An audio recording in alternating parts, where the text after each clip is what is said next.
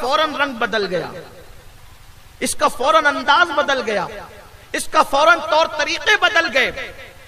बस जब भी आए इसकी नाक चढ़ी रहे, इसका मुंह उतरा रहे, मुंह टेढ़ा रहे, ईंट का जवाब पत्थर से, मोहब्बत का जवाब भी पत्थर से, फूल के बदले कांटे।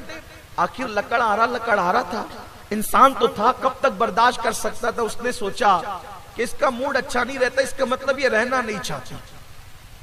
कुछ औरतें ऐसी होती है जिनको रहना नहीं होता है, तो उनके सर का दर्द कभी खत्म ही नहीं होता, किसी डॉक्टर से खत्म नहीं होता, उनकी टुनाइन किसी आमिल से नहीं छूटती कभी।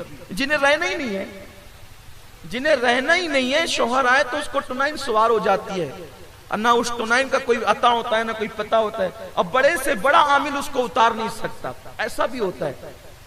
और जो अजमत वाली बच्चियां रहना चाहती है शौहर के साथ, फिर वो हजारा मुसीबतों के बावजूद भी सब्र के घूंट भी करके रहती है।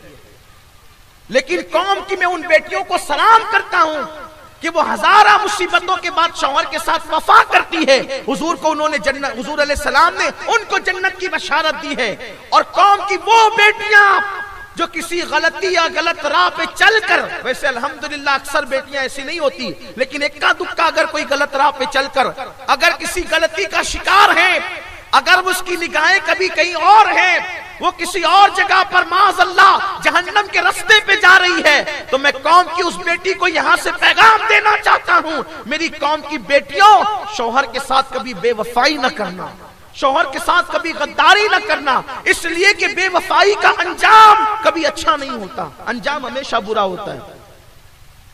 तो लकड़हारे की बीवी ने सोचा कि ये गरीब की कुटिया कहां और महल बादशाह का कहां, उसका रुख बदल गया, अंदाज बदल गया।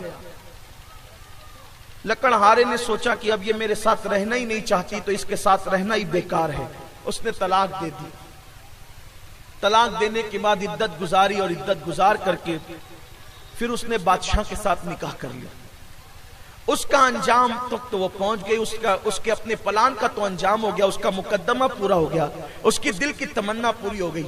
अब उसके दिल के अंदर हालत ये थी कि मैं बादशाह की मलका हो गई, लकड़हारे की कुटिया से निकल करके मैं बादशाह की मलका हो गई महल में। जैसे शादी की पहली रात आई और बादशाह उसके करीब आना चाहता था, तो बादशाह बहरा हो गया, गूंगा हो गया, अंधा हो गया, चलने उठने बैठने के काबिल ना रहा। वही कैफियत उस औरत की भी हो गई, वो अंधी हो गई, गूंगी हो गई, बहरी हो गई, मुक्की हो गई, बोलने के काबिल न रही, खड़ी और बैठने के काबिल न रही।